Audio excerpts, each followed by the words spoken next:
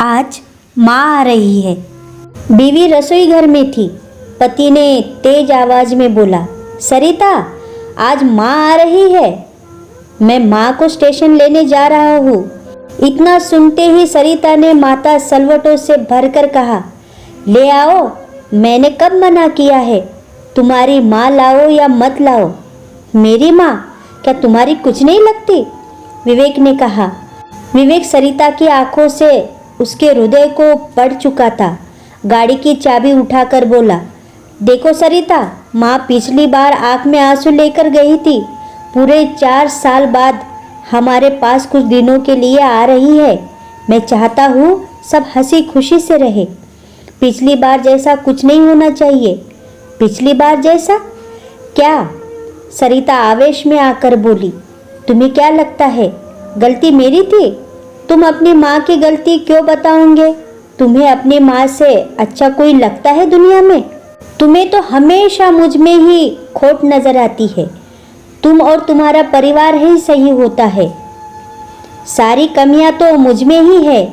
बस मैं इस दुनिया की सबसे बेकार बहू, बेकार पत्नी हूँ। विवेक बोला, सरिता, बेकार की बातें मत करो।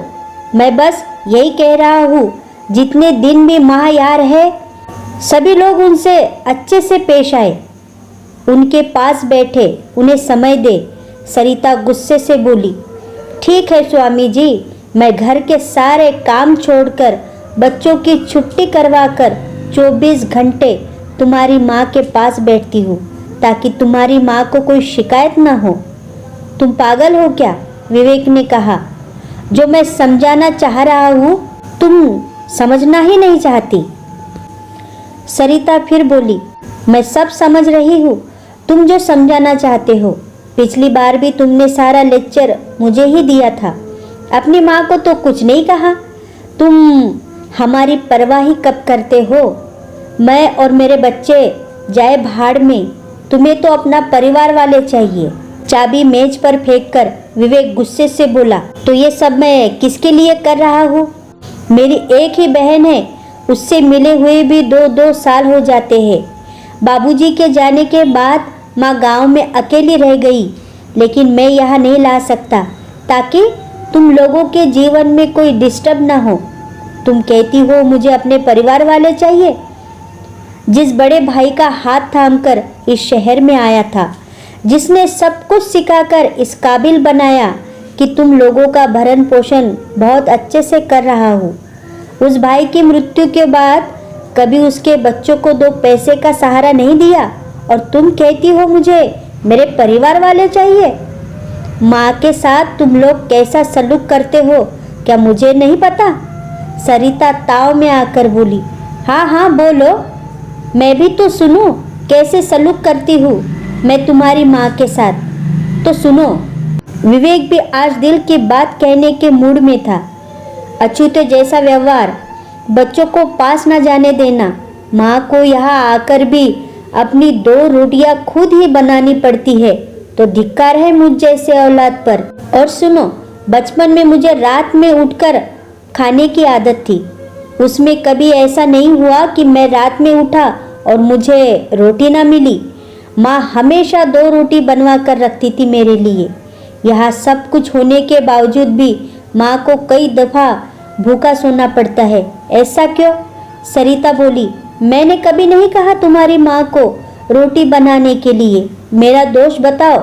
विवेक बोला, इसमें तुम लोगों का दोष नहीं है, बल्कि मैं ही अपने माँ का लायक बेटा नहीं बन पाया। ये जो आज हमारे पास घर, गाड़ी, स्टेटस है, जिसकी तुम मालकिन बन बैठी हो, ये उसी माँ का आशीर्वाद से है। मेरी माँ के आते ही तुम्हारी बीमारियाँ शुरू हो जाती है। मैं चुप इसलिए रहता हूँ कि घर का माहौल खराब ना हो। सरिता, आज पहली और अंतिम बार तुम्हें बता रहा हूँ, अगर इस बार माँ को कुछ भी दिक्कत हुई, तुम वह विवेक देखोगे जिससे तुम आज तक नहीं मिली। आज विवेक अपने मन में दबी टिस पूरी तरह से कह देना चाहता था। विवेक का पहली बार ऐसा रूप देखकर सरिता ने अब चुप्पी साध ली।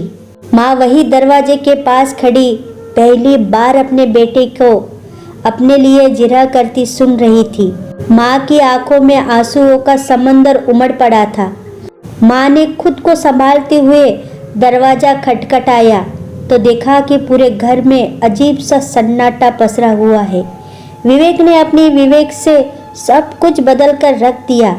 आज माँ को पहली बार लग रहा था कि मैं अपने बेटे के घर आई हूँ। Thank you.